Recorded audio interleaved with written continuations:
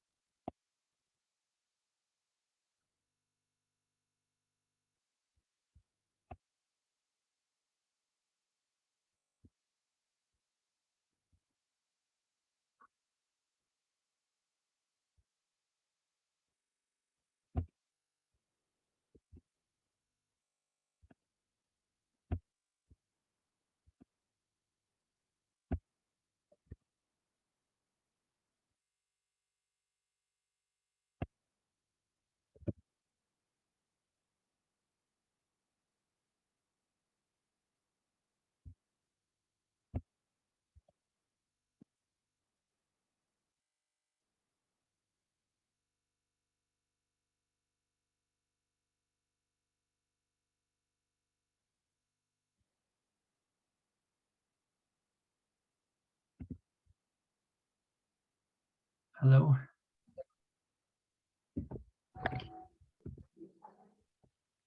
So I think I can tell why k-cnf is PAC learnable and why half spaces are PAC learnable, but we all did everything last time. I just have to use some Markov bound.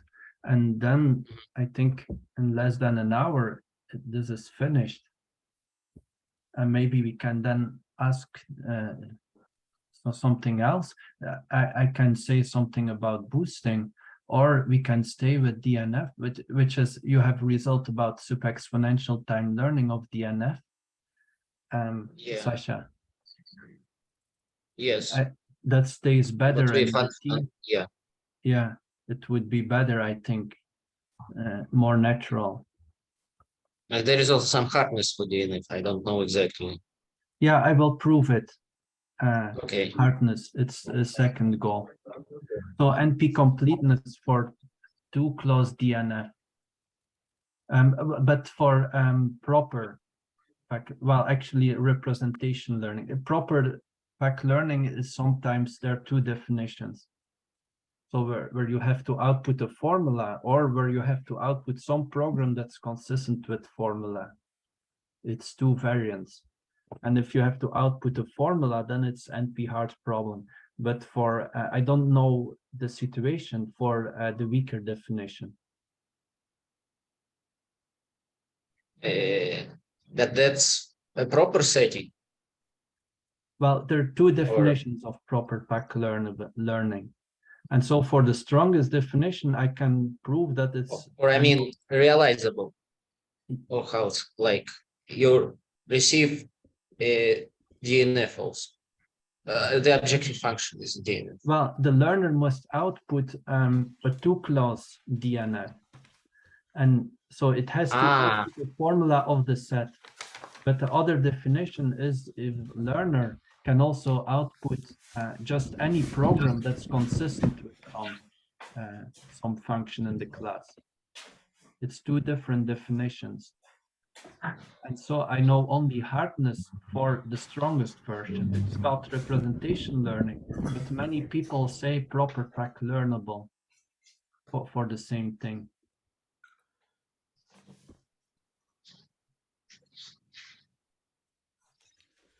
Well, anyway, I will prove it for the stronger version of proper PAC learning. And I think for the weaker, some one-way functions are probably needed, because I never seen result with the weaker definition, NP hardness with weaker definition. But okay, my guess. Okay, should we wait more or we can start? But do you have to install to share the board or what? Yeah, I already shared it. Sorry. No, you cannot see it. So those who are late, or I share it again. Yeah. So who will start giving the talk, you or Sasha? What is the final? Well, Bruno will start. Yeah, because I will explain easy things, and then Sasha can. Then there'll be explain- no time to explain anything else. Okay. Yeah. Yes. Why your reference doesn't work somehow? Oh, it doesn't work. No, I don't know why. For me, it does, but I see maybe you three can. people. I know, maybe I should just copy it. Yeah. Now I see 4. But I will share it anyway on the screen. Yeah, good.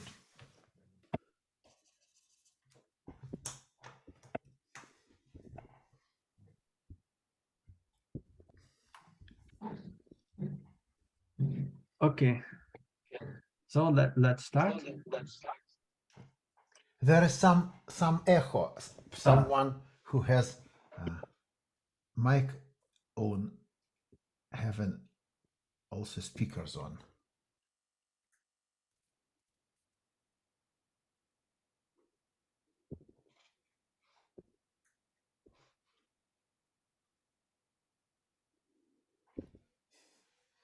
Okay.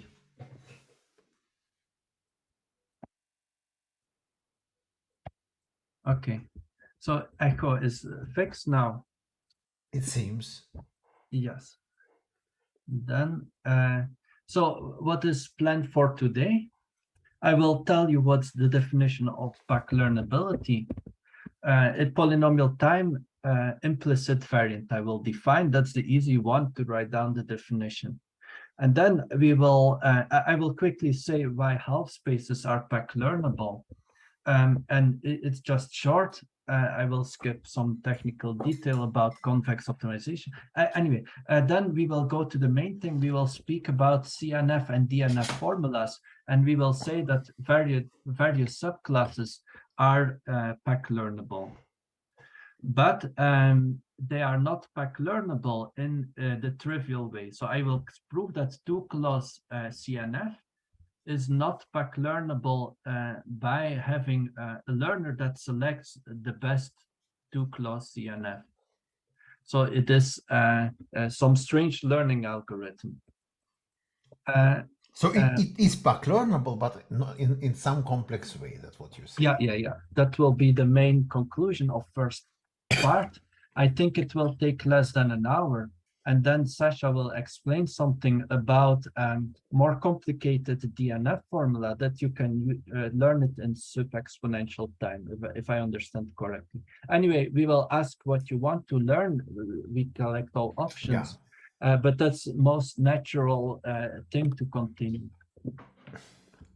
Yes, so let's write down the definition of PAC learnability. So now what is new is polynomial time condition. We want an algorithm that works efficiently in various parameters. And so to do this, I will give it a training set. Before we had a finite training set, now I will select an infinite training set. So there are some measure, You should say what are the hypotheses, how they are indexed, I guess. I'm saying general things now. And before I say what is our training set, I will speak about 2 types of errors. Before we also had, we took a random test point, P, and then there was some probability of a problem and this probability was computed both over training set and test point. But now we will somehow, so there was a learner, S, we got the labels, we got the test point, and we want to know whether it's different from h of x. Yeah, it's a bit different. I got the delay again, so it's different to write nicely. Okay, and we want this to be to tend to 0 in our previous definition. So now we will have a quantitative definition. We want to make this small, and the smaller we want this to be, the more time we give it. But note that there are 2 random objects, S and X. And so I know that I have some papers in machine learning, and I can certify this. People don't care about some probability of bad training over S. So they don't care if there is a high probability of generating a training set on which learner becomes crazy. But they do care about the measure of bad test points. So once they fixed a good training set S, they care about this measure. And so that's the point of PAC learnability. So PAC learnability means probably approximately correct. And that means, so it has two parameters, epsilon bigger than 0 and delta bigger than 0. And and the requirement is that with high probability, so with high probability 1 minus delta, we have a good training set. And good training, so it's probable to have a good training set. And good means that the measure of X, so the measure of X for which training is bad, for which the prediction is bad. So again, this long thing is at most epsilon. But I guess many people already know this. Yeah, but why? So now we have a, before we have a kind of we have a two variables, S and X. If we have some bad set, yeah, and we require consider the total probability. Now we say that consider the verticals which have size of bad set only epsilon, and we want that good verticals should form at least 1 minus delta. Yeah. But why do you say that people don't care about epsilon but care about delta but care about epsilon? Well, if your learning algorithm works with probability 1/2, then you just can run it many times and use some validation set to select, so that if you run it many times, you get many classifiers, and then use a validation set to select the good one. So boosting delta is easy, but still. So there are some ways to improve delta somehow. Okay. But still, all bounds are very insensitive to delta. And just it's not relevant. I mean, in most cases, if you have a company, you need to be lucky to have one good model. So if just Tesla needs to drive cars, and they just have to be lucky once with their learner, and then they can put it in all the cars. Well, of course, something more complicated. This I don't understand, but indeed, what I understand, that you can, for example, you can use half of the test training, training points to provide a hypothesis, and the rest of the training points to find whether this is epsilon good or epsilon bad. And then you can reject it with some high probability if it's not epsilon good. Sasha, and on the other hand, if this holds, then that probability on the top is at most delta plus epsilon, right? Yeah. And the other way around, if that probability is small, then for, I guess, square root of, call it, say, A, then this mark of inequality gets square root of A, root of A here. Yeah, so with probability 1 minus square root of A over S, we have that this is true with probability square root of A. So this is almost equivalent. Yeah. So if we care only about polynomial time, then indeed we can transform a learner that's good in one setting to another, to a learner that's good in another setting.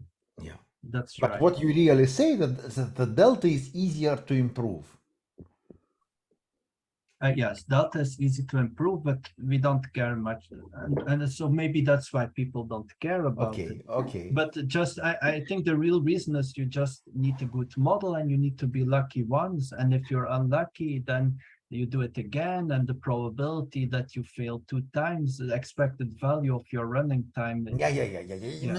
Now you remind me a bit Andrei Muchnik, who liked to start with some philosophical explanation why something is important and why what is not, and it was always very, very interesting, but completely strange. But okay.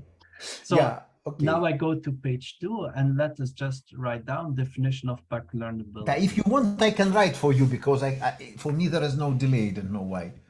No, but then it will be slower anyway because Okay. I will optimize my notation and you need. Okay, so now we will have a family of hypotheses, and HD will have input dimension D, and we will assume where HD contains F from. So actually, for each dimension D, we have some separate class of hypotheses. They are not really related for. So the main example, we will talk about Boolean functions. So you can think about Boolean functions with input dimension D, and we go to 0, 1. And we say that this sequence is PAC learnable. But shouldn't you fix some indexing of this hypothesis? Well, I will use implicit PAC learnable, and I will use a slightly weaker condition. Okay. Simplifies a lot, and we don't need it at all. Okay. So I will then comment what is. Okay. So it's PAC learnable if there exists a Turing machine, so a learner, if there exists L. Okay, I will. So we will use Oracle Turing machine because we have infinite training set. Turing machine L and polynomial P. It is a time bound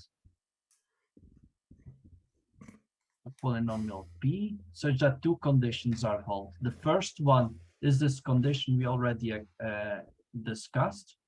So that means for every epsilon bigger than 0, for every delta bigger than 0,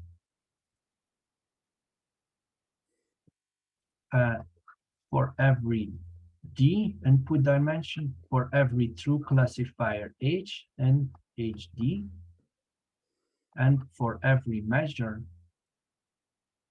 P over the input space of HD, which is strings of 90D. So with probability 1 minus delta over S from P infinite. Okay. We have that the measure of badly classified points, the learner, the learner knows epsilon and delta. It also gets the oracle and the labels of S. So here I use again the same thing as last week. HS is the infinite sequence, HS1, HS2, and so on. And here the test point, not equal to H of X.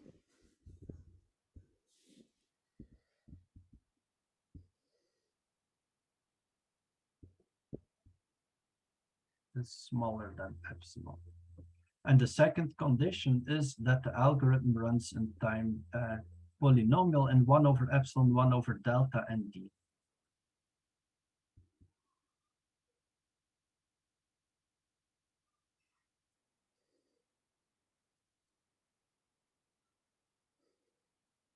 Time polynomial in 1 over epsilon, 1 over delta, and D. So at most.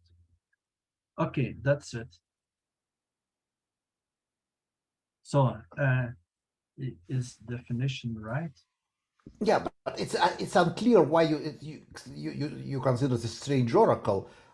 We just, since the algorithm just gets samples, and it's not important in which order it gets samples. So it can just ask for a new sample and polynomially many times. That's the same. So the reason I do it is just for notational reason, that I don't need additional definition of risk and so on. So we can just say that here, after we fix S randomly generated according to an infinite sequence, then here we can speak about the measure of X, test points X for which this condition holds. It's just some notational trick. Okay, I don't understand what is the trick, but okay, let's be like this. But otherwise, I need two definitions, and I'm lazy. I like one definition. What definition you need anyway? Okay, if you make so what you're proposing is to have algorithms that have implicit access to an oracle, right? Not implicit, it just has input, n samples, n test samples, when n is a polynomial, p of 1 over epsilon, 1 over delta, and these samples. Yeah, but then I need two polynomials. It's more writing. It becomes more complicated in the other set. Okay, no, it's strange, but okay. Yeah. Okay. So let me make a very important remark we will make here, and it's kind of trivial. Imagine that we have a second sequence that's with subsets of these classifiers. So if H tilde D is a subset of HD, and HD is PAC learnable, then just by obvious reasons, smaller class is also learnable, yeah? Yeah. So now you find this trivial, but we will, at the end, we will have a discussion about this. Because it's just followed through the definition, there is a quantifier over H. Yeah. But I expect somebody, I will need to remind about this because of some discussion. And okay, so, and this because for implicit learning, for proper learning, we don't need it for now, but people who are advanced, this does not hold this inclusion. Okay, what else? Of comments. I have made some notes so I can make sure.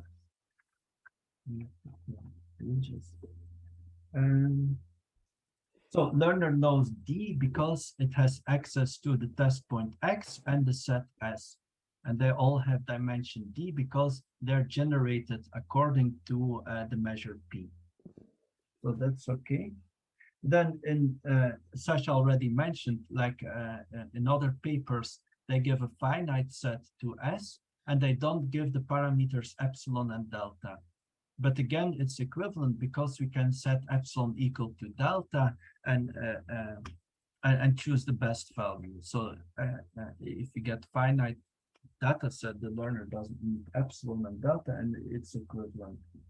Okay, and this is for inputs here that are strings, but the same definition can be given for inputs in RD.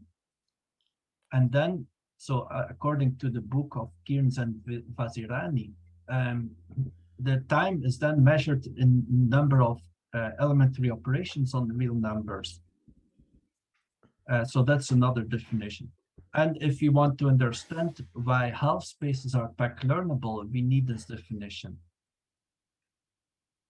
Okay, so so imagine that last week we had a nice algorithm to learn half spaces, but it was a probability both over training set and test point mixed. But we already explained that it doesn't matter because so well, we just explained that we can set epsilon equal to, so when we have two parameters, epsilon and delta, we can multiply them and then choose in the algorithm of yesterday, of 1 week ago, we bounded error probability by some value alpha divided by n+1. And so what we need to do is to set this equal to epsilon times delta. So this error probability was epsilon over delta. And as explained with these sections, this provides that something goes bad with probability at most delta. Okay. And so that's for the first condition, it's okay. For second condition, we need to realize that this convex optimization problem can be solved with polynomial number of elementary operations on real numbers. And to be honest, I don't know anything about it, but there exists quite general results. No, it's not clear actually what are these polynomial time operations, real numbers. I think if we go into this direction, we will. There are many questions because, for example, can we make an exact comparison between real numbers or not? It's not so obvious. So maybe it's better to skip this. Let's skip the okay. So now let's go to Boolean formula. And the first thing, maybe I can keep this definition a bit and delete this. So first claim lemma is that conjunctions are PAC learnable. But before that, I will prove that finite h are PAC learnable according to this definition. So we already had a result last week, but now I need a bit stronger result in terms of the size of h. Okay, and this definition, and to state this result, I will use, well, I will first prove something that doesn't involve runtime and applies to any algorithm. So I will inspect the second condition. The first condition, I mean, but I will consider any learner that's called proper consistent. So let us fix. So I give a definition now of proper learner and consistent learner. So let us fix the class H. Okay, let's choose some general space. And we say that the learner is consistent if it's always right on elements of the training set.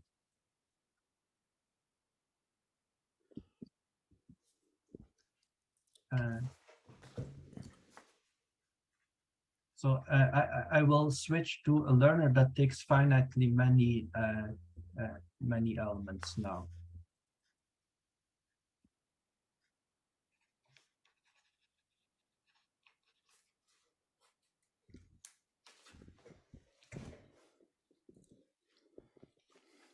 So first definition is consistent.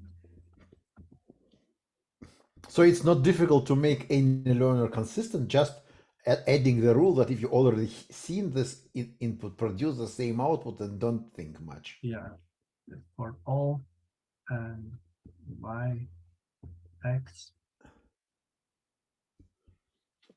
for all s.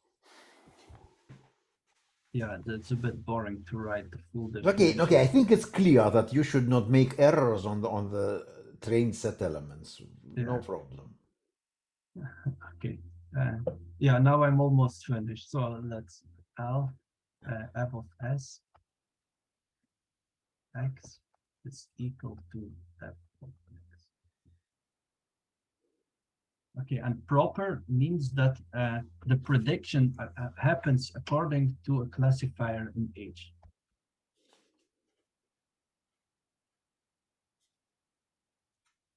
So if we fix S and then apply the predictions to different H, we get some function of H. And the requirement that this function should be in the class we are learning. Yeah. So for this, we don't need any labeling of the class elements. Just the function should be in fact in the class. Yeah.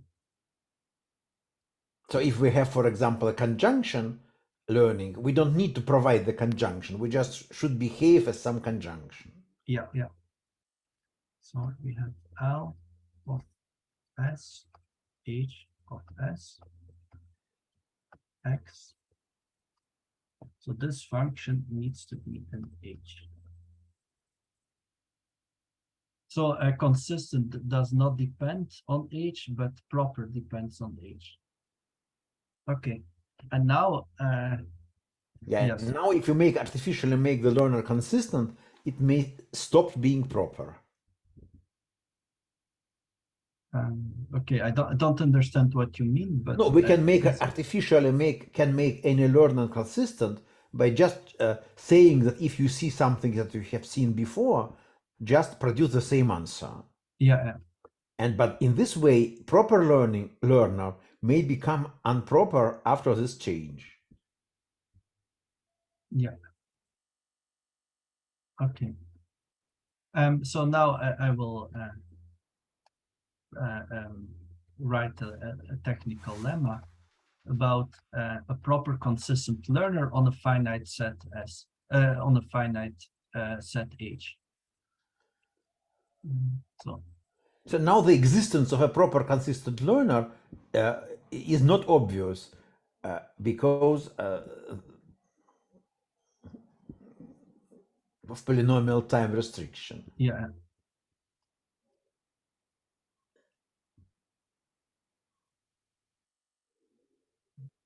Finite H. Yeah, sorry for that bad handwriting. Then, so with probability 1 minus size of H, you can subtract even 1.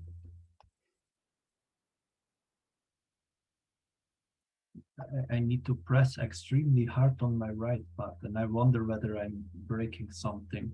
But why, what is the problem? Why it works before and doesn't work now? I don't know.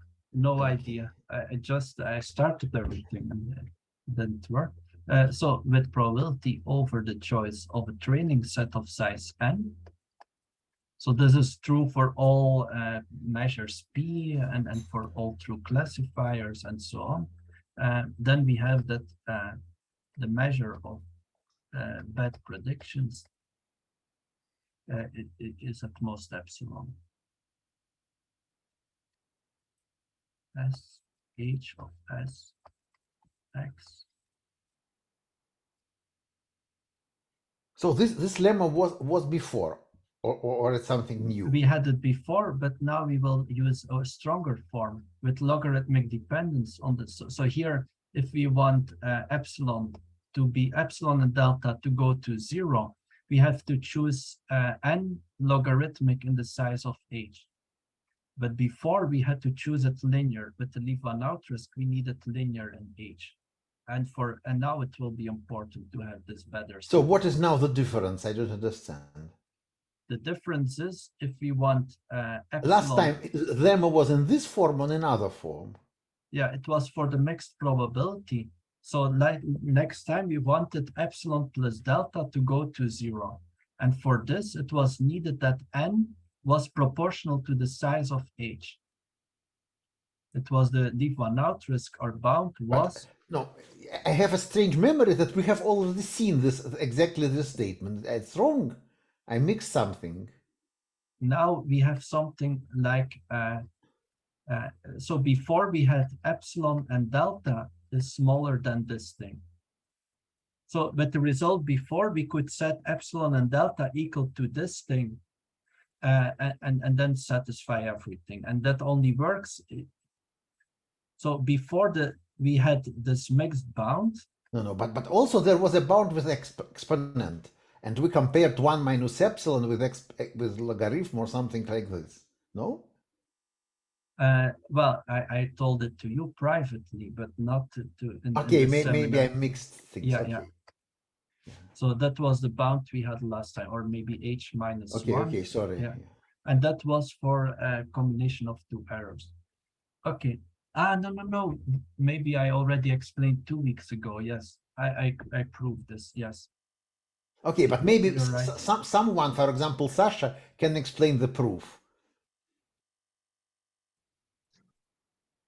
Well, the proof is easy. I mean, easy. I don't remember which proof was. Well, okay. I mean, I guess you can explain it like that. So you toss a training set at random, right? Yeah. And then if you have any hypothesis,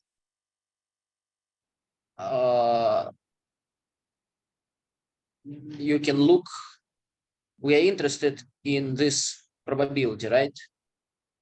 That yeah. Bruno, please don't write something because we don't know what to do. Follow your writing or Sasha's explanation.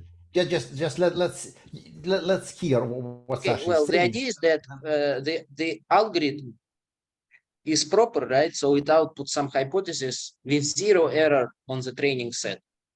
Yeah.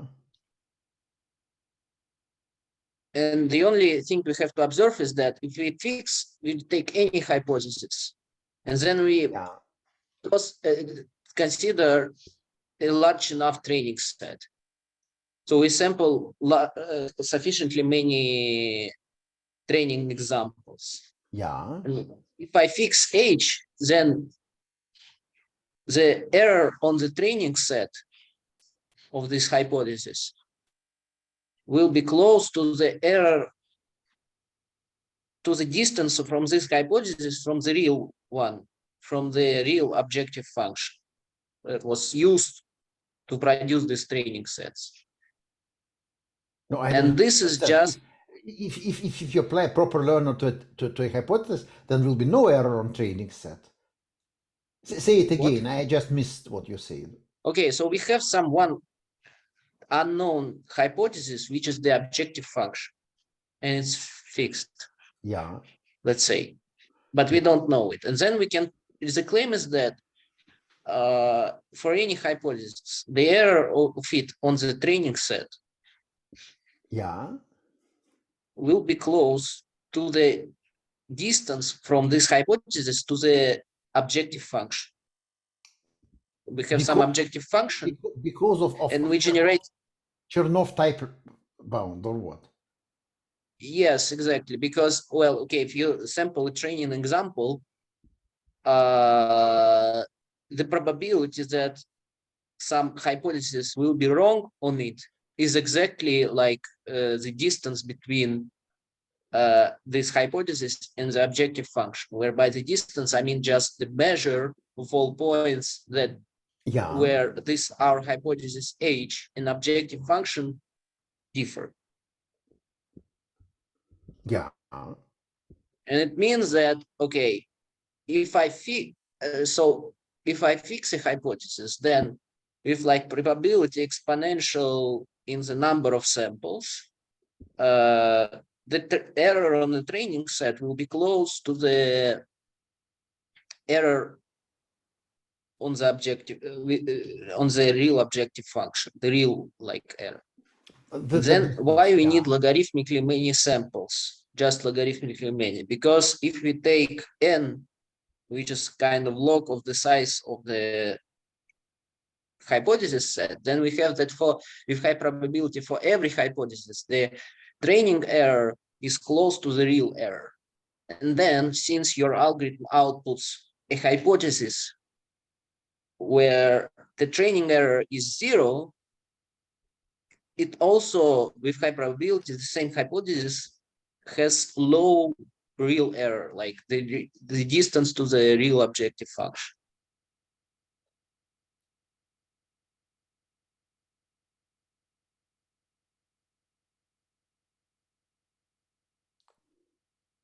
And okay, and this bound imagine comes, we have a learner that just decides that he will provide correct values on the okay, now we have a finitely many hypotheses. Okay, but maybe, well, I mean, we have to, it's important that it's proper, right? So it outputs, we have a finite, okay, we have some number of hypotheses and we output one of them, and for each one of them we know that the training error and the real error are close to each other. Also Chernoff bound will probably give some more complicated bounds. So probably I guess Bruno has some other argument, no? Yeah. So it's very easy. I think it's faster if I just write 2 lines. So writing doesn't help much. You should explain something. Yeah.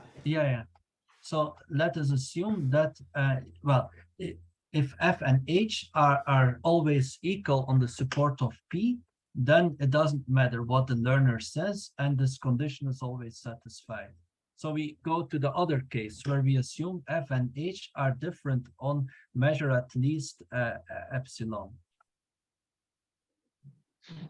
Okay, and now we have proper consistent learner. So assume there are two classifiers in H, and it will only output, it can only output a wrong classifier. So if this is event E, it can, so let us call this event E. Event E can only happen if F and H agree on all of the training set, and that's the probability we need to bound. So we need to bound probability that f and x are equal on the training set. So if we sample n points,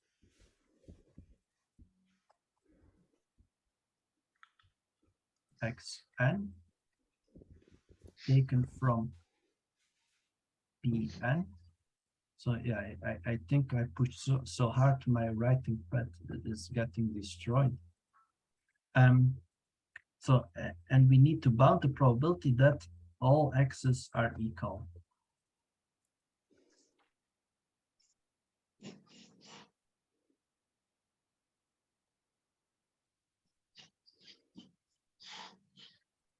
Because event E implies this event. We can only be wrong if this happens. But we assumed that probability of being different is large. So this probability is bounded by 1 minus epsilon to the power n.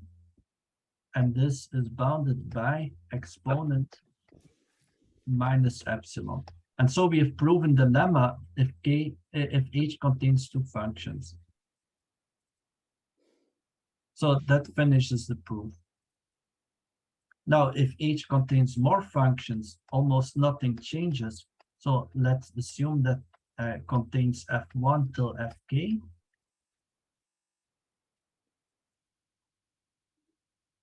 So for every output, possible output that differs significantly from f, we should assume, estimate the probability that the algorithm will give this output. Yeah. And if algorithm gives this output, this means that f coincides with h, with true h on all test points, which happens with a small probability. And then we apply union bound over k. And so here k, so h is also in the set h, so k is the size of h minus 1, so here is k. Okay, and that's it. So now we will use this. So as soon as we have proper consistent learner that works in polynomial time, we have PAC learnability.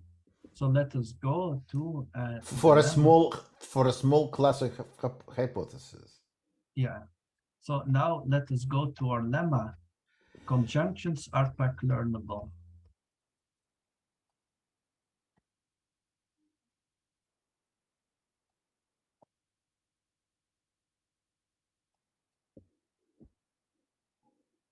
So what do we need now? It is proper consistent PAC learnable.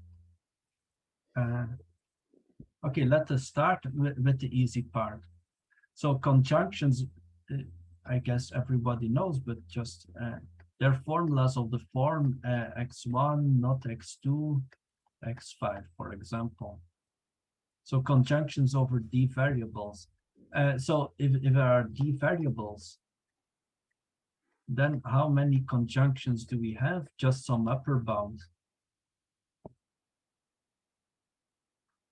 So how many? We have 3 times 3 power to d, yeah? Yeah, 3 to the power d plus 1 for the conjunction that's always false. So for every variable, you decide to have the variable, have the negation, or not have the variable. Yeah. And we have to add the variable, the conjunction that's always false. Why do we need to add 1 is a miracle for me. It's also a conjunction. Well, the conjunction x and not x. It's always false. Ah, you mean, okay, yeah. You have always true one, and you also have always false one if you want. Yeah. And so in this so we want to choose delta equal to this union bound size of h times exponent minus epsilon n. So it means that now the size of h is 3 to the power d. And so if we solve how much n should be, it means that we can choose n equal to 1 over epsilon 2d plus log 1 over delta, or ln 1 over delta. And so this is polynomial. So the only thing we need is a proper consistent learner that works in time polynomial in n and d. And then we are good. Okay, so we are given a training set x1, y1.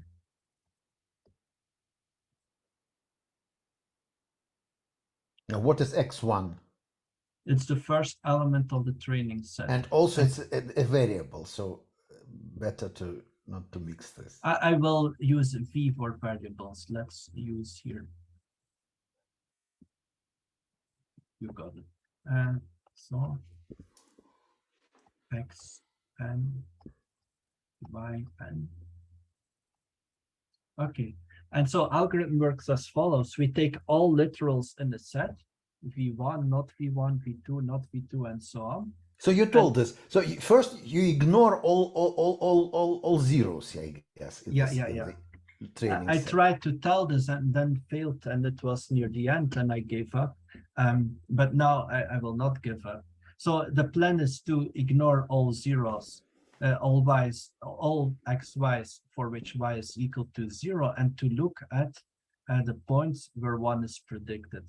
And the plan, and in such ones, we can look at the literals that are set to 0. And we know that in the true classifier, such a literal cannot appear. So the plan is just to look at the list of all literals.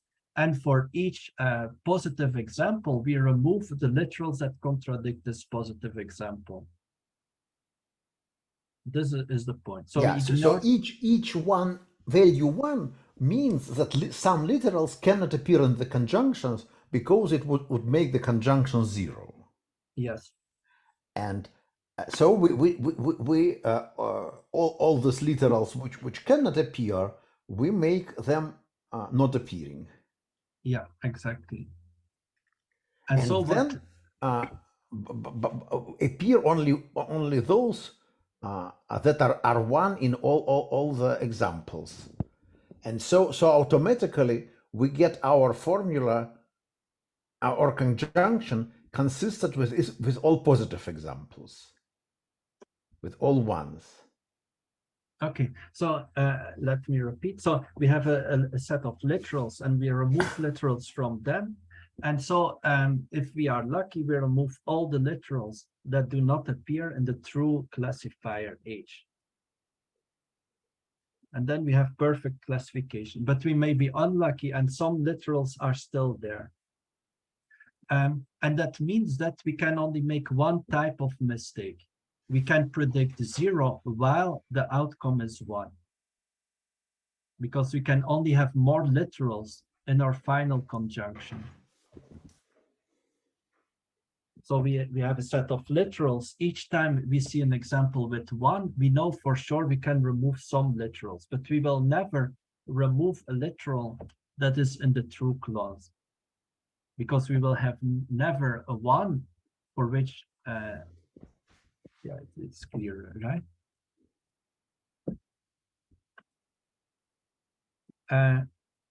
Okay, so it means that when we run this algorithm, we can have too many literals, but never too few literals. Because we only remove a literal for which we are certain it cannot be in the true function. So it's still not clear. Okay, maybe it's clear. For example, Kolya, what do you think? Is it clear enough or not? Or Andrei, I don't know. who understand this? So the claim is that there is only one type of mistake our learner can make, and that is it can predict 0 while the answer is 1. So the construction and the claim are clear. So But why it's true is not clear. no. At Andrei, maybe What is true? We need to that this is a proper consistent learner of the class of conjunctions. No, proper means that if all our Proper means that it always produces some conjunction, hypothetical conjunction. Oh, but it's clear, it's by It's clear. But yeah. then the second thing, it's consistent. So the conjunction we produce in this way is always consistent with all examples. Yeah, but I didn't start explaining consistent. I start. But that's obvious also, because we take all the literals which are consistent. They certainly also produce 0 on examples which are 0, right? Yes. Because we can leave only too many of them. So if a real thing is 0, then our learner or our approximation will be also 0. That's what you are saying. Right. Yeah. Yes. And so consistent, why can we, given a training point, why for which the value is 1, why don't we predict 0? Well, if it predicts 0, it means that there is a literal that contradicts the inputs of the training point, but we removed all these literals. So it's also obvious.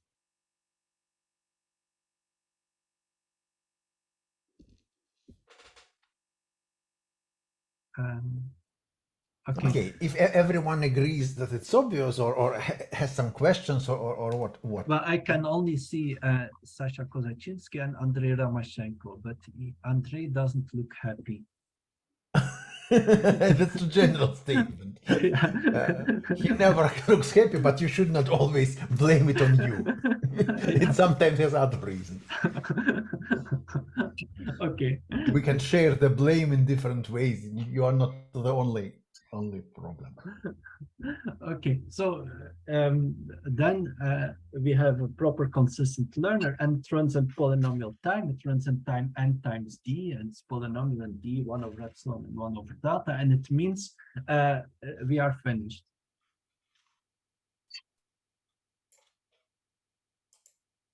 So the learner just takes n samples from his infinite training set, and then computes what we just said, and then we're done.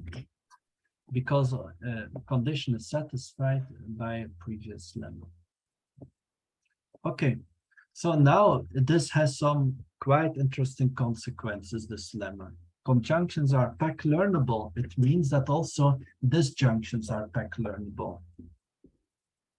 Because because we can look at negations of conjunctions, and because we can flip the label 0 and 1 in the training set, it doesn't affect the definition. And then if we look to negations of conjunctions, they are equivalent to disjunctions. So that's cool. Now we can also learn k-cnf. So second lemma, k-cnf for fixed k. Fixed k.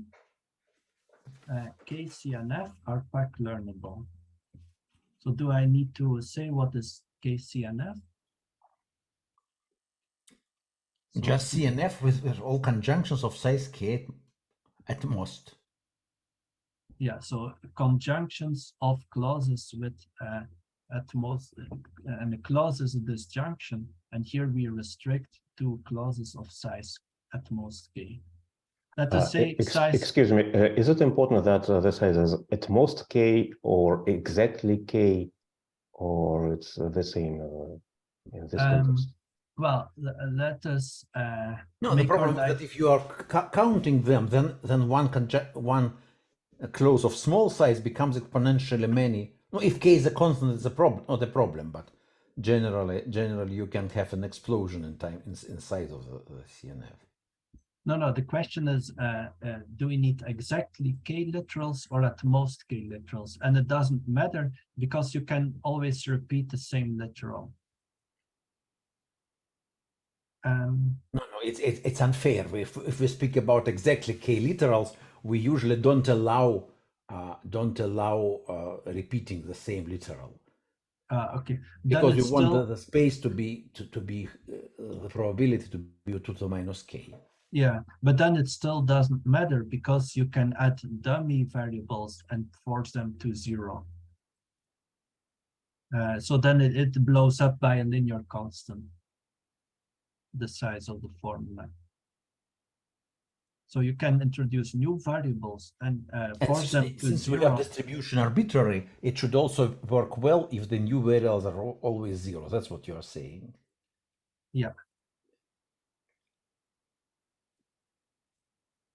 Yeah, it's a bit technical on how to do this, but let's just conclude that we can have exactly k literals that use k different variables. And then the proof becomes a bit nicer to formulate. Okay, so what is the proof? Well, we have input space is d-dimensional. And so the learner, the first thing what the learner does is map the training set and the test point to a higher dimensional space. And this space will have, so for the plan is so we're learning formulas. So we will map to the learner of conjunctions. And so for or better to say disjunctions. Sorry, yeah, disjunctions. And so we will map, we will have a mapping that maps every disjunction to a single variable. So if we have disjunctions with k different variables, close, every close we map to a single variable. Yeah. For example, x1, x2, x3. For every such disjunction, we will have a single. For every close, we have a single. So the dimension is now 0, 1, and we have d choose k variables times 2 to the power k.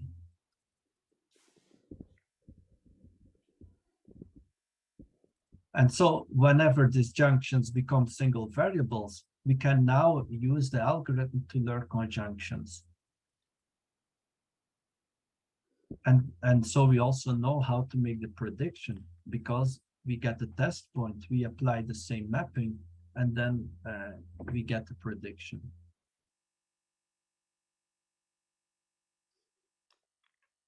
So that's it for the proof. So it's just more or less automatically because of this general remark about mapping in a bigger space. Yeah.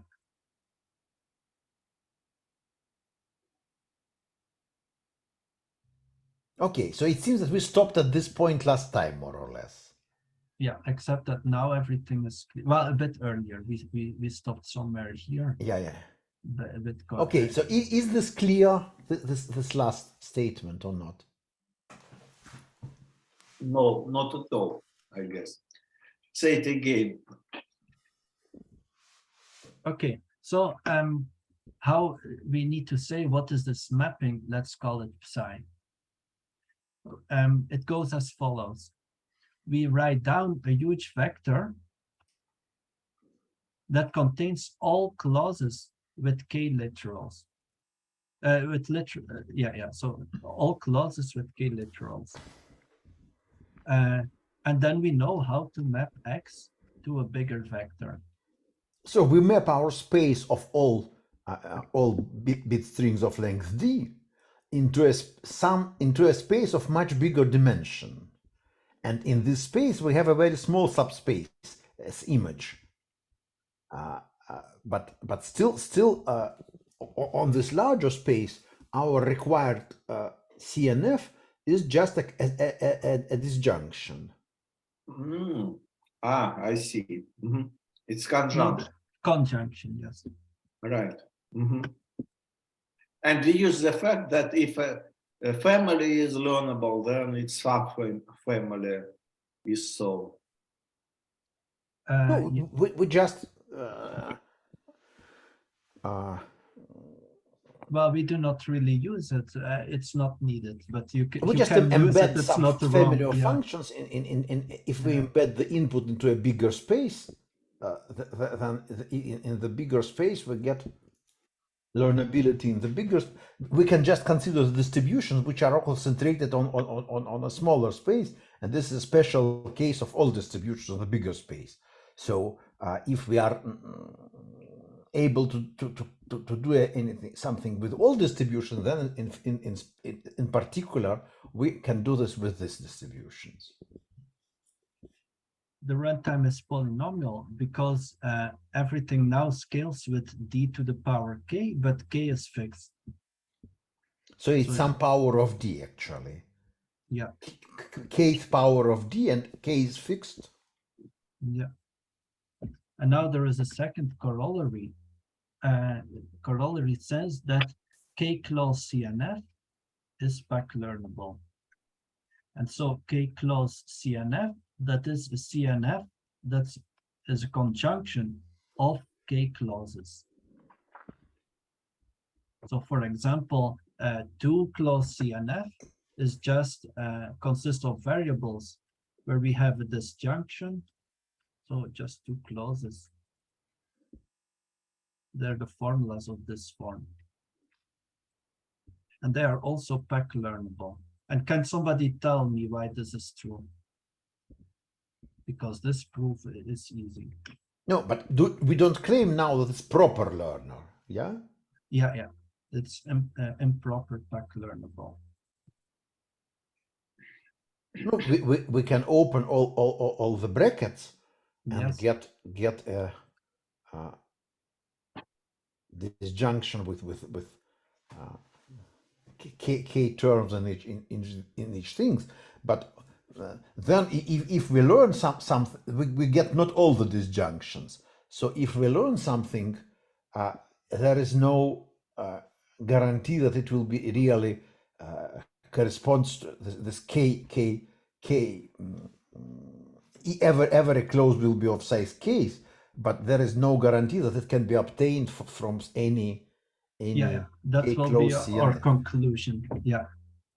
So so when we open all brackets, we go from a formula of length order kd to a formula of length order d to the power k. So our formula becomes much longer, but for fixed k, this is still polynomial. So yeah, I didn't stress, but again, we fix k.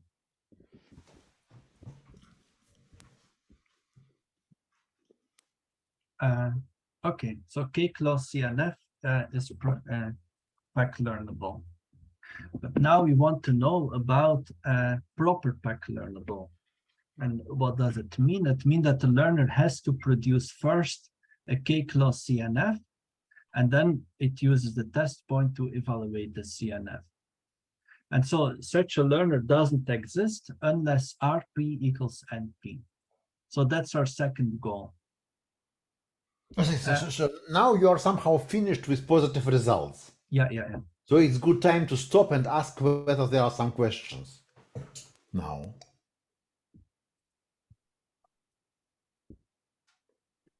No, I have some questions, but I don't know to whom is this question.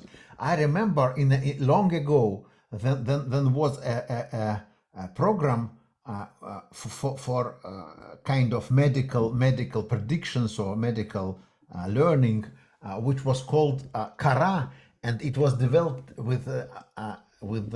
in a group of Bongard and Weinzweig, and Andrei knows Weinzweig, and it seemed that I read some paper about this, and even maybe with the participation of Gilfand, and it actually told the rule they found in the end when they have some medical diagnosis problem. The rule that they found at the end was quite simple. was kind of simple DNF or CNF or something. But what was difficult is to learn this thing. So it seems that this learning of k-close CNF or k-CNF is something which can be at least theoretically practical. Yeah, but be careful. What you can say about how practical is this story? Yeah, but there is limitation. We can construct CNF if it either has few clauses or all clauses are short. Yeah. But if you have square root k clause, square root d clauses with square root of length square root d, it's hopelessly difficult. And so there should be negative results. I didn't study them. So the theory breaks down, but still that doesn't say anything about what happens in practice. Yeah, so you don't have any rumors about how practical is this algorithm. But there exists a real fancy result that says that constant depth neural networks, but it's implicitly PAC learnable. So yeah. No, if you need explicit DNF, no, I don't. Sorry, I'm not a specialist. Okay, so if nobody knows, then so now we come to negative results. Yeah. And it's still you who will provide the negative results, or Sasha? Yeah, it was slower than. Well, I will present it by proof of Volodya Podolsky, which I think is quite elegant. Okay. And which is better than proofs I found in most books. There are like 4 books about such things, and they give a reduction from 3 colorability, but it only works for a 3-clause CNF. I will give the definition of representation learning a bit later, but you already know it. I will first say that I will present the decision problem of producing, of existence of a consistent learner, of a consistent 2-clause CNF formula. You will prove what you already stated, that there is no consistent proper learner for 2-clause CNF or what? But I will first prove intermediate result that is actually easy to state. Yeah. I will say that the problem of finding a consistent learner problem, let's call it consistent 2-clause CNF.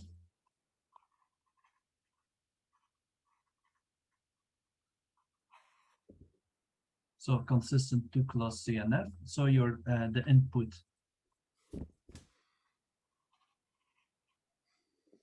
is a training set. And the question is, does there exist a consistent 2-clause CNF? So we get the input is some D and a training set with the labels. But now the training set is not generated by any algorithm. No, it's just arbitrary. Yeah. And the question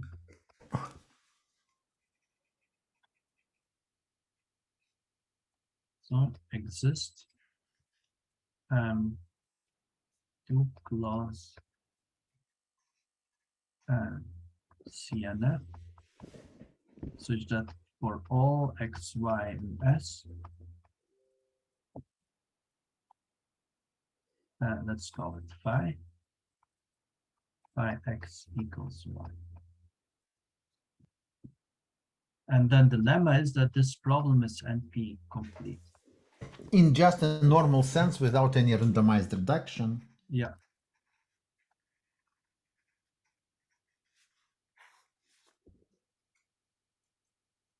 Okay. And so for the proof, I will do the proof in 2 steps. I will first say that the monotone version of this is NP complete. So that means we want to monotone CNF. So, but for 1 clause, you explain that it's polynomial. Yeah. But for 2 clause, you say that it's not. Yeah, not CNF. And most books only prove it for 3-clause CNF and don't speak about 2-clause CNF. No, okay. So that's something strange, because reduction is easy. Volodya said just enforce everything. That's what he told to me. And then I thought about it while I prepared the stock. And okay. So the monotone version is the clause should contain only positive variables. Yeah. So it should be CNF is just something is prohibited. There are two clauses, and each contains a disjunction of some variables. Yeah. So we will do reduction from 3 sets.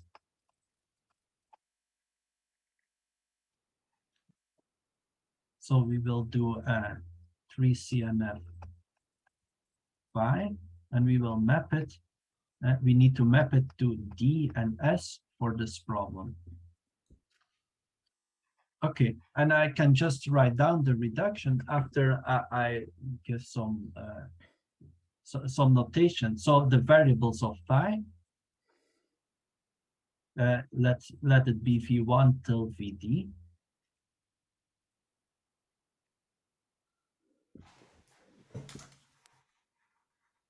And so I will do something that helps for notation. So the negation of V, I will write as V minus I. Bruno, it's another D, I guess. The first D. Sorry, yeah. It's not. I cannot use D. I need another. Let's say it has M variables, because the input space of phi can be different from D. D as the input space, I mean, S is a subset of this D. Okay, then I will say CL phi is just all the clauses of phi.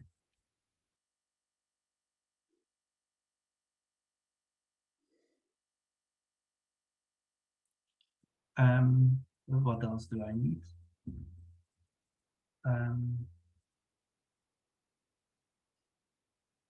But before this notation, can you explain somehow the idea of the proof, what we are doing? Okay, I will make a formula. So I will choose S in such a way that any formula that's consistent with S needs to have every literal in at least one of the two clauses. So I will construct two clause CNF, and if it's consistent, every literal here will somehow need to appear. So it will have two M variables. There will be a variable for each variable VI and a variable for the negation of VI. And so in total, there will be two M variables. So you can have any more or less polynomial number of variables related to M, but in your reduction, it will be, for some strange reason, it will be exactly 2M. Yeah. XM, and also I will index them X minus 1, X minus M. And we cannot use the negations of these variables because we are constructing monotone CNFs. Okay, and there will be two. So in any consistent classifier, there will be M variables in one clause and M variables in the other clause. Every variable and also every variable will appear exactly once. So essentially, you somehow force this formula to be just a division of all the variables into classes, M variables in each. Yeah, and in each clause, either the variable appears or the negation of the variable corresponding to the. So every variable should either appear in normal form and in one clause and negated in the other, or vice versa. Yeah, and one of the two clauses will contain the satisfying assignment. So that's the plan. So one of the two clauses contains all literals of a satisfying assignment, provided this clause is consistent. So provided the formula is consistent with S. And so the question is, what should we add to S to enforce all this? Yeah. So how do we enforce being such a restricted form that it's only? Yeah. Okay. Before I say this, I want to make one more assumption. The first variable v1 should be true in every satisfying assignment. Every satisfying assignment of phi.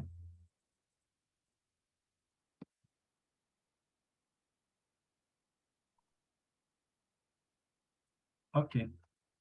So strange. So you can achieve it just by adding v1 to the CNF. Yeah. Yeah, exactly. So and renaming the other variables. Okay. So now I can finally. Well, okay. So I already said that d is equal to 2m,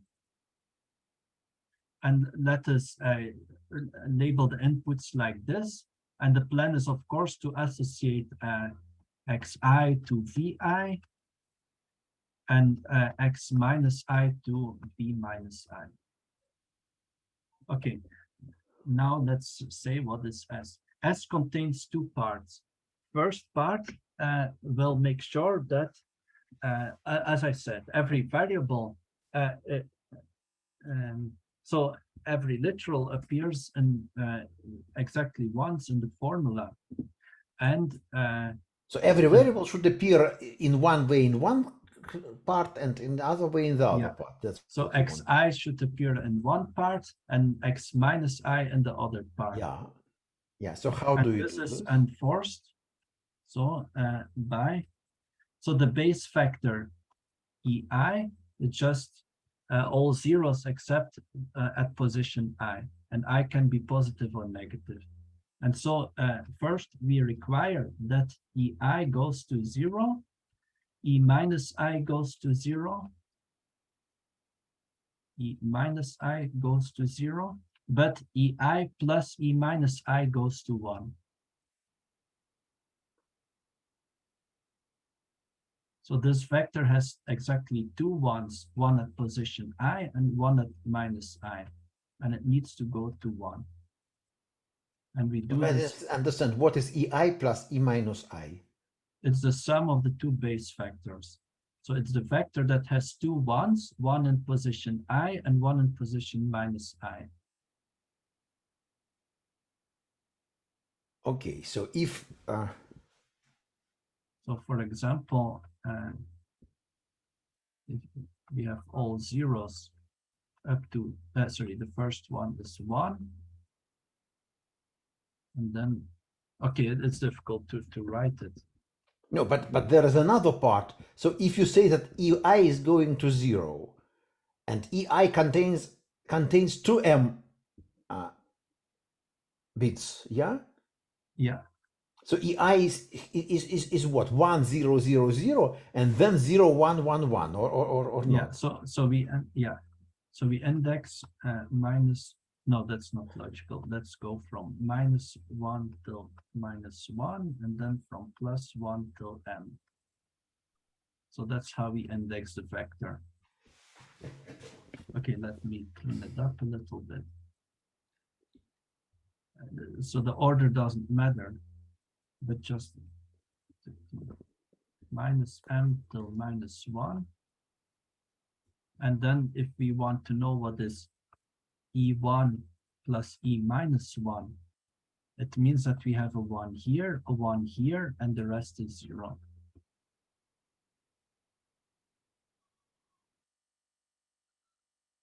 No, so ei doesn't correspond to any values of vi. It just has zeros both in.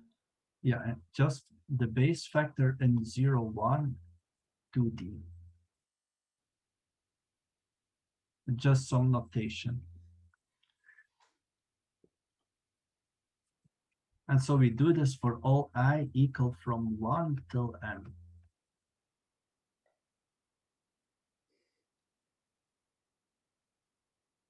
Okay, so why it helps? Before writing the next part, Yeah. can you explain why this helps? Okay, so this makes sure that every xi and x minus I appears in one of the two clauses, but they don't appear in the same clause. So, okay, imagine that xi does not appear anywhere. Okay, so we need that ei. So we have a conjunction of two disjunctions, yes? Yeah. And so let's first look at this one. But wait, let's verify first the easy direction. Assume that that property holds. Why it's consistent with that? Okay, so if one clause contains xi and the other contains x minus I, then the first clause will be 0 on this input, and the second clause will be 0 on this input. And since we have conjunction, these two are okay. And since both clauses contains xi and the other clause x minus I, this is 1 because they make these two indices make both clauses 1.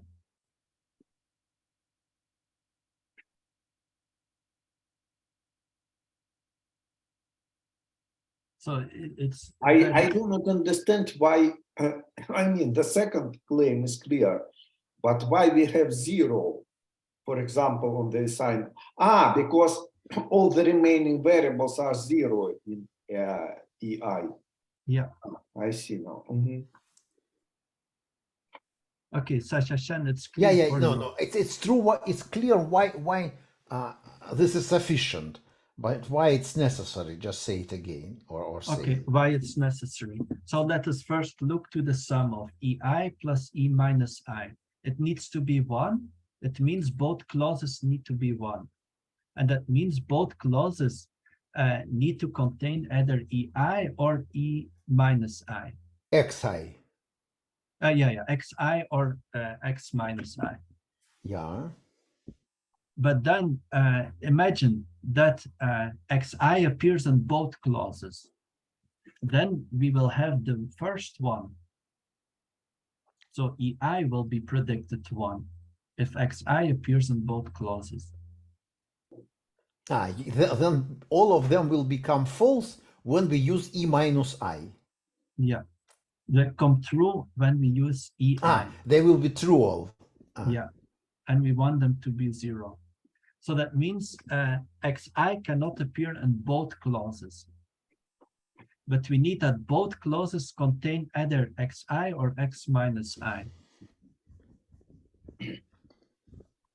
So the only way is when one of them contains xi and other contains x minus I. Yeah.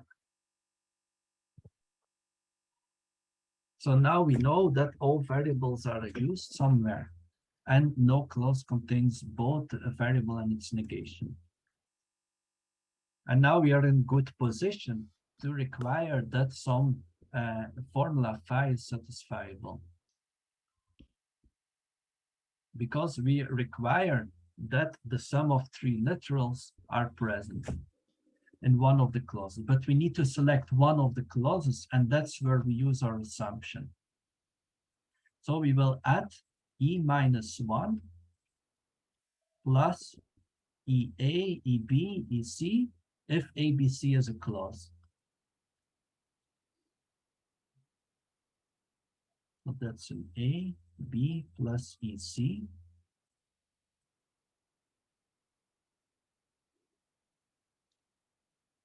So we add 1 or what? The second argument. For every clause, we will add a and a 1. So the label 1 for every clause ABC. For all XA, XB, XC, and the set of clauses of phi.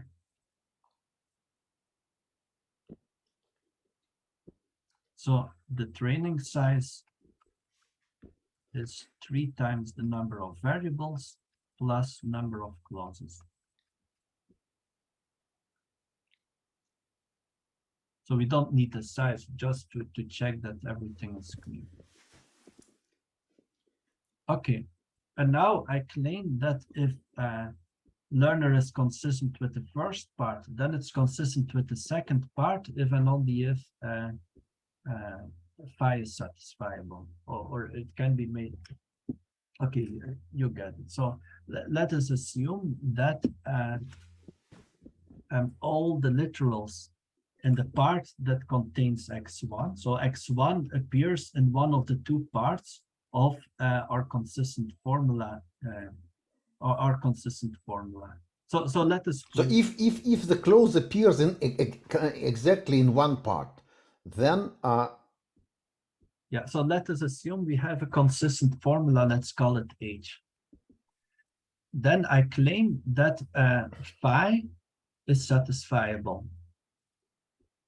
Oh, sorry. Let's do just another direction. Imagine that phi is satisfiable. Then satisfiable. Why?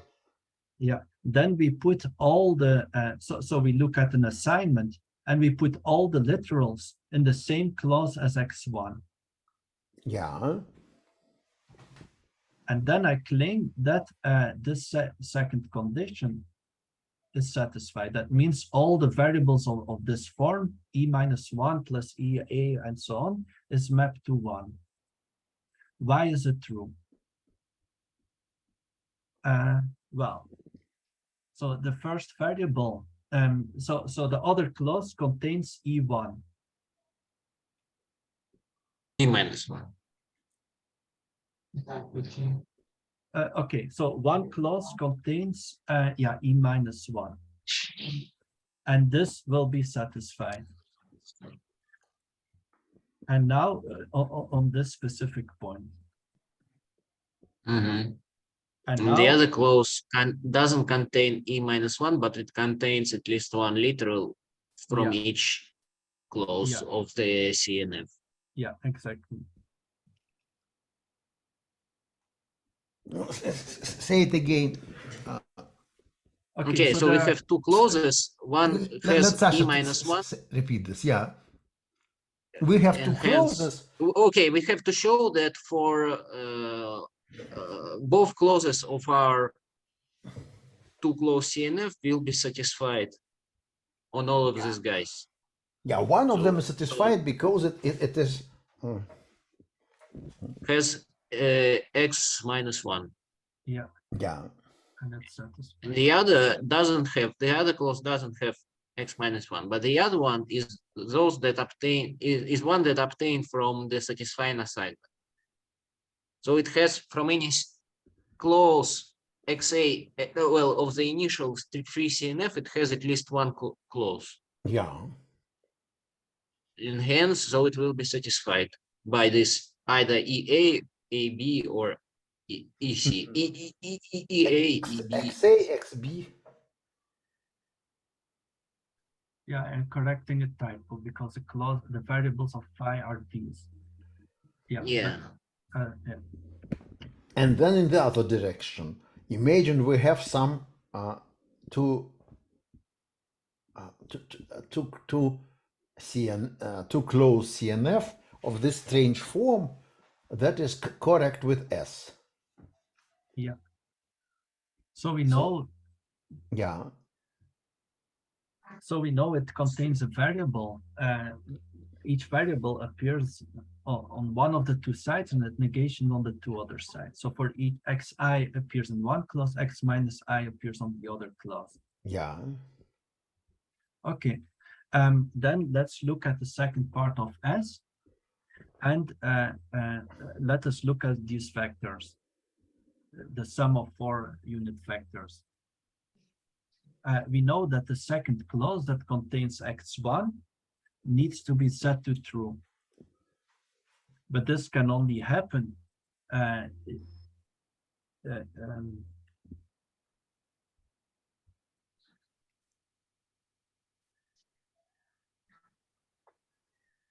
okay. So the CNF the satisfying assignment is computed from this CNF by just looking what is in one clause. Yeah. Yeah, that contains Yeah. x1. So one of the two clauses contains x1, and all the literals there we force to true by choosing the assignment. Yeah, and you say that more or less the only way to do this is to make the satisfying. Yeah, I mean, you cannot be satisfied there by e minus 1. So you have to, so for every clause, you have to be satisfied by one of the literals from Yeah, the clause, so which is exactly means that the assignment is satisfying. Yes. yeah, so for every clause in our CNF, our assignment and assignment is defined independently of the clause. It's the same for all clauses because it's just looking on V1. Yeah.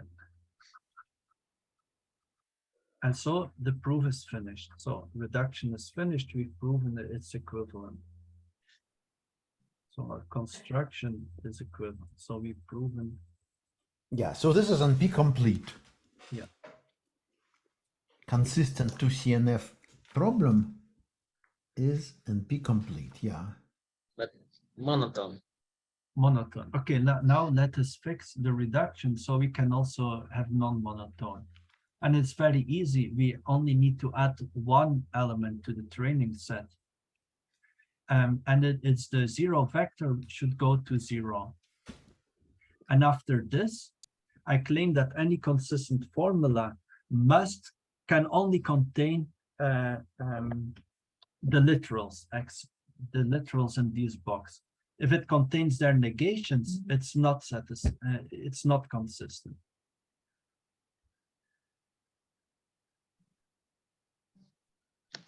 Yes, so you add zeros in all x's, not in all v, but in all x's. That's what you do. So the zero vector, so this vector with 2m components is all zeros, and we require that this goes to 0. And maybe it's not even needed to add this, but I don't know the proof. So if you add zeros, what you require that every clause. It means that negated variables can only appear in one of the two clauses. Mm-hmm. Yeah. Yeah. Okay.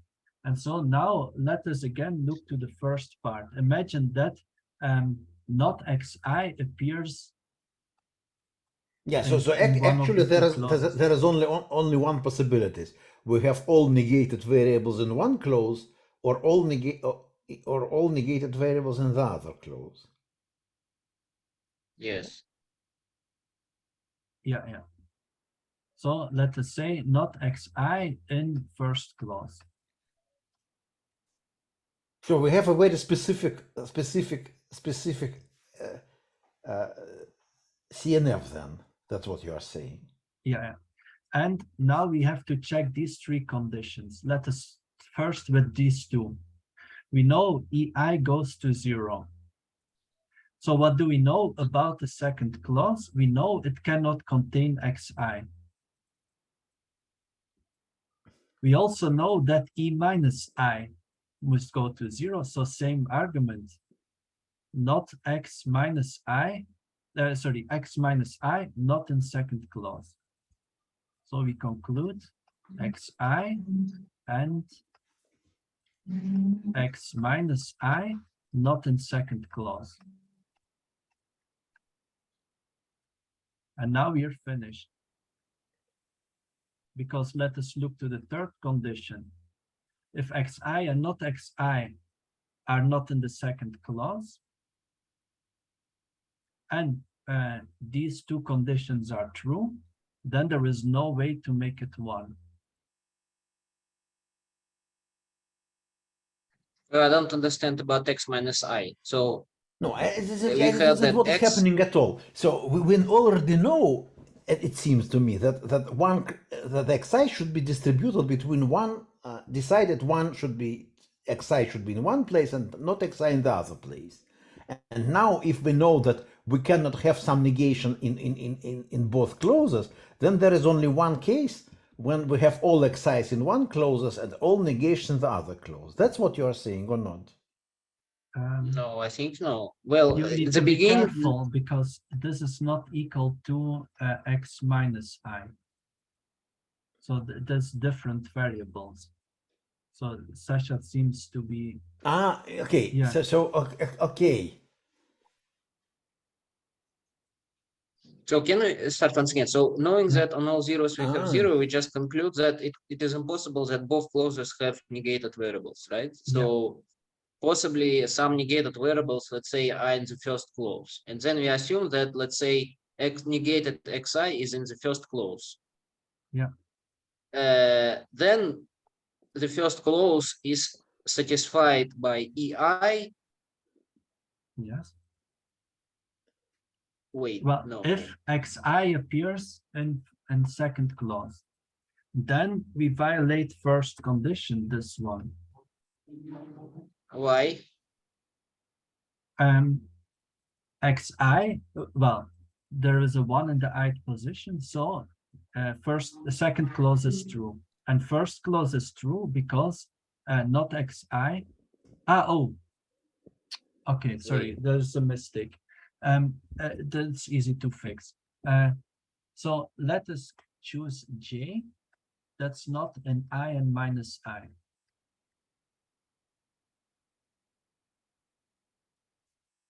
Okay, and now we do the same thing. Okay, so sorry, let us say xj is in first clause. And now let us choose I that is not equal to j and minus j. Then, yeah, okay. And then it works. No, Sasha, if you Let's see. understand, can you So the repeat first- everything? Because I am lost completely. Sasha, from which moment? From when we add 0, 0? When we consider non-monotone cases, we have this. Yeah, so we add just one condition that on all zeros we have 0. Yeah, and this implies Okay, that and- one of the variables, one of the clause contains only positive variables. Yeah. So Yeah. let's assume that possibly some negated variables are only in the first clause. Yeah, okay. And then let's say that some variable xj or x minus j, doesn't matter, it appears they're negated. So we want to prove Then- that the negated variables xj cannot appear at all, yeah? Yes. So if at Okay, least imagine one, that the second clause doesn't contain negated variables, and but the first but the first does and contains some xj negated. Yeah, and then you see that there are some conditions about ei should be 0, e minus y should be 0, and then ei plus e minus I should be 1. Yeah, and we apply it to we consider the case where I is this j, or not. We take any I different from j. I Why? Because for any of these vectors, we notice that since the first clause contains xj, but if we consider ei or e minus I or ei plus e minus y, the jth variable there is 0, and then the first clause is satisfied on these two, any of these three guys. So we can reduce ourselves only to the second clause of that. Yeah, so the first clause is satisfied by all three cases. Yeah, and So it means that the second clause should be 0 on ei and on e minus I, but should be 1 on the union of them. Yeah, But that's impossible because it's 1 on the union of them. Then it should contain either ei or e minus I, but then it would be, the problem with the first two conditions. Yeah, exactly. Oh, so somehow the non-monotonic CNF are useless for some reason. Exactly. Yeah. Got it. Yes. Thanks. And what? Okay, so now we know that this problem is NP complete even for non-monotone case. Yeah. Okay, but we wanted to do something different. Yeah. So I want What to do say we that want to do? the two-class CNF is not representation learnable. So I need to tell what is representation learnable, and then we remember this reduction, and I will prove that if it's representation learnable, RP equals NP. So let me write the theorem. If RP equals NP, if RP differs from NP, Maybe we postpone this for the next time because now no, it's stupid because it's 5 more minutes and then we're finished. But I Okay. will just write a theorem, and I think Sasha will know the proof. No, I don't think so. But let's. One of the Sashas know. Oh no, Okay. okay, yeah. Yes. Oh, sorry. First, the definition. Okay. So H1, H2, and so on is representation learnable.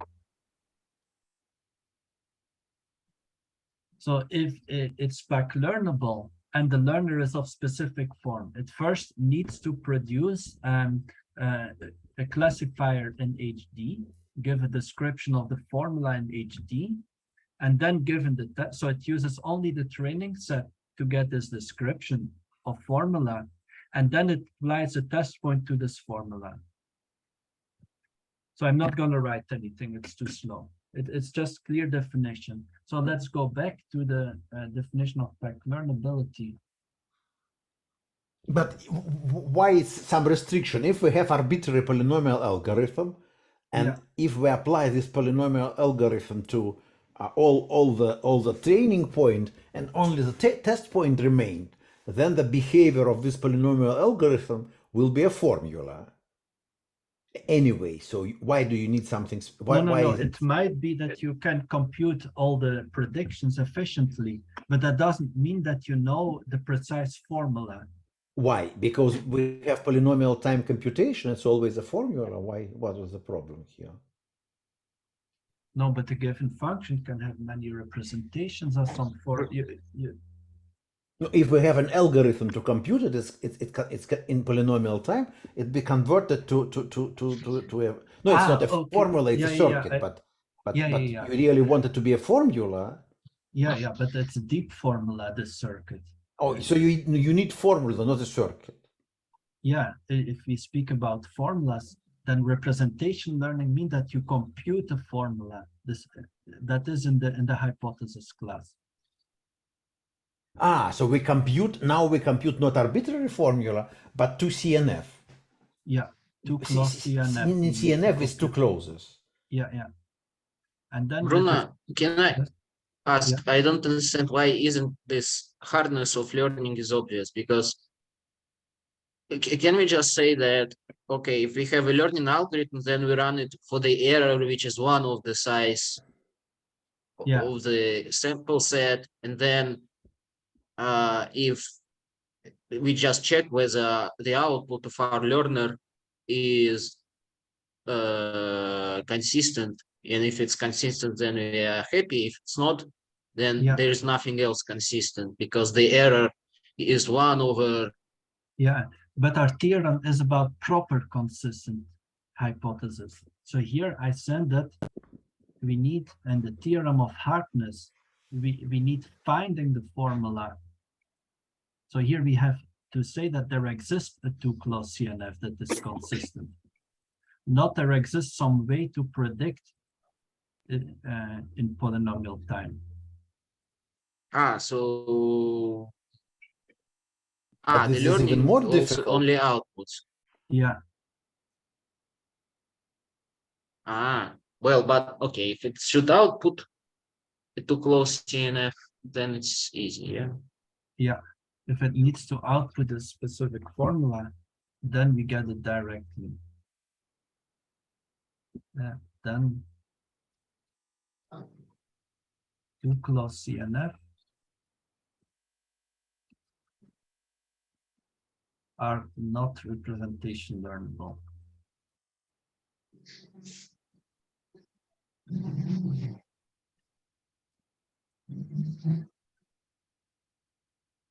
But again, you can just, even if you don't have to output, you just run it on all your training points and check whether it's consistent, right? No? Yeah, but then we cannot apply NP hardness result, because NP hardness result applies for existence of specific formula. Well, it's you apply the learning algorithm and then you run it on all the points, and if everything is correct, you say that the formula exists. If not, it doesn't. Right? For a sufficiently small error. Ah, yeah, okay. I guess.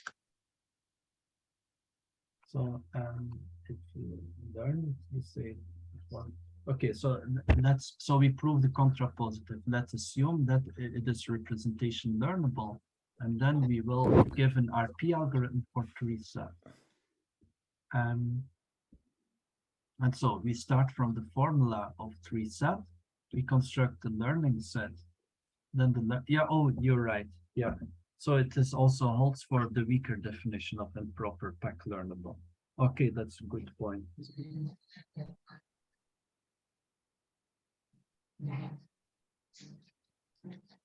Sasha, now I am did lost you get the completely. reduction? But Or now I am lost completely, but it may have sense that you say something else until Sasha understands something, and then she will explain what you say. well, Sasha, I mean, yeah. Sasha understood everything, and he even Okay, then you can stop now and let Sasha explain what is happening. Yeah. So Sasha, what is happening now? What's happening is that we are showing that there is no learning algorithm for 2 closest CNFs unless RP is not equal to NP. Without even any in the model representation learnability.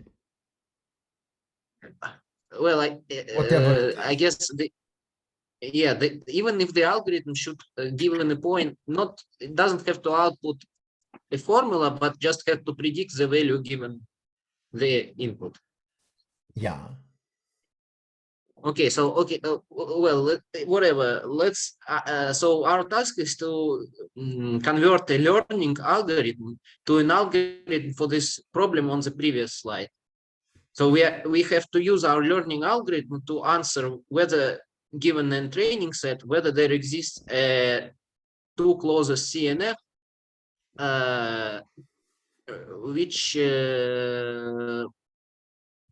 which is consistent with the training set. Okay. Yeah. And we just run our learning algorithm on this training set, and for which error? For error which is like 1 over the size of the training set. Okay. Yeah. And then what we do, we just check whether, okay, so our learning output, then we just check it, the output of our learning algorithm, we just check it on the training set. Yeah. And okay, what we know, if it agrees with all the training set, then we know that the 2 close CNF exists, right? Yeah. Wait, why do we know? Because our learning should be proper, so it because we had that reduction. So if there is a 2 CNF which agrees with our training set, then the formula is satisfiable. Well, we need to say what is the P. So here in the definition, we So they assume that the learner is proper. It outputs. Yeah. So well, okay. We assume that learner outputs not a CNF, but it behaves like a 2 close CNF. Okay. And we say P uniform over S.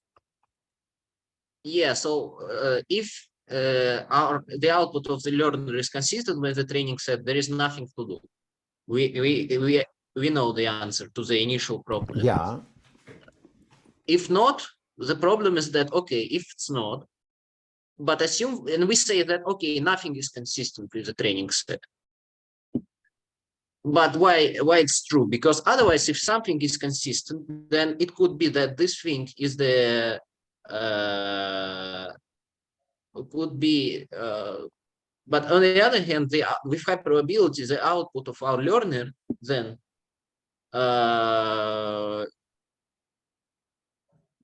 there exists a hypothesis should which predict well the so and we start consider our a learner specific on the distribution real. just which is we consider just a distribution which is uniform on this training set, right? And which is an objective function is this too close CNF which is supposed to exist. You can't consider the uniform distribution on a training set. Why?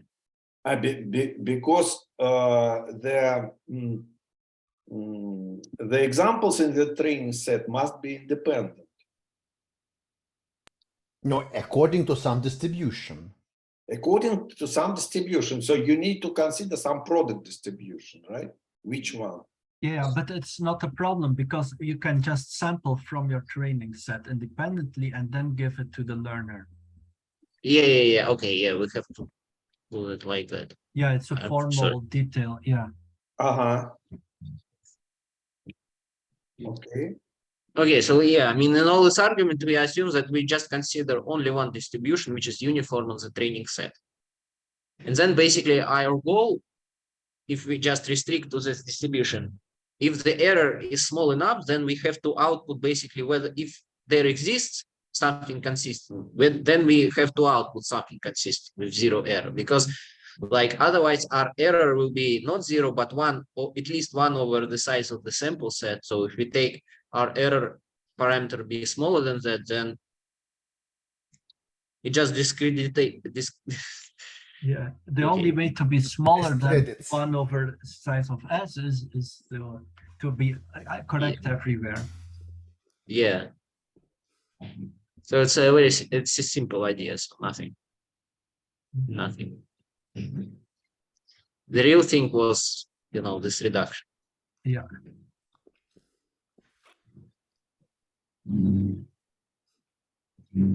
Okay, so no, I still have kind of don't have a clear picture, but maybe I should just think about this because it seems that you don't claim much. You just explain that should be trivial and one should look at this after the reduction. Right. Yeah. And I made some notes. Yeah. That's by the way, it's a bad idea. If you make notes, then you follow them, and this is that makes you even more similar to Muchnik. And Muchnik was always following some general plan in his head, and so if we try to put him aside of this plan, then it was completely useless because he returned to the plan and then repeated what he wanted to say in the first place. Yeah.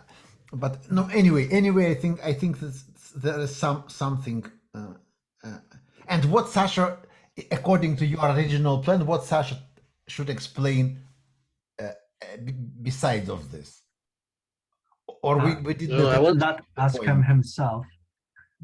Sasha, what was I wanted your plan? to say some upper bounds, but for decision trees and DNFs. So you want to prove some positive results about learning? Yeah, but in slightly different setting, because in that setting it's hard to prove something interesting. Like when you have, let's say, you obtain something from small decision tree, but you can, in principle, you can output like a slightly bigger decision tree. Yeah. So it's not proper in that very strict sense, but you want a non-proper learning of decision trees. Yeah, but it's proper in the sense that still you output a decision tree, but just slightly, maybe slightly bigger than the initial one. Yeah, okay. And we should, meanwhile, we should try to think about what this argument and understand it, to be prepared to your more advanced things. Well, no, it can be independent. Oh, it can be even independent. Yeah. So you but- want me to tell this next time or what? Yes. No, What's the probably plan? not now. Indeed, we are a bit late. Yeah, well, Next time. okay. I think I should be able to do that here. Mhm. Well, I don't know, unless everybody's tired of this. Yeah, Not learning and stuff, also but, at this Wednesday we will have a talk on secret sharing on information seminar, just as Andrei announced, and also you will have a talk at your seminar at HSC, yeah, Right. yes, and they are happening online or offline. Online. So they are completely Well, online. There is no it physical cannot happen presence. offline. No. No, they can gather around your image. I don't know, but I don't know if they will. There is always a possibility. Yeah, Yeah. Okay, and from the next month, some measures will be taken to prevent the intersections of these two seminars. Right. But now this is impossible. Right. Yeah. And still we have Sasha Kazachinsky giving all the talk. This intersection probably will be kind of automatic. Yeah, okay. Okay. Thanks. okay. Thanks. Thanks, Sasha, for helping. No worries. Bye. Bye.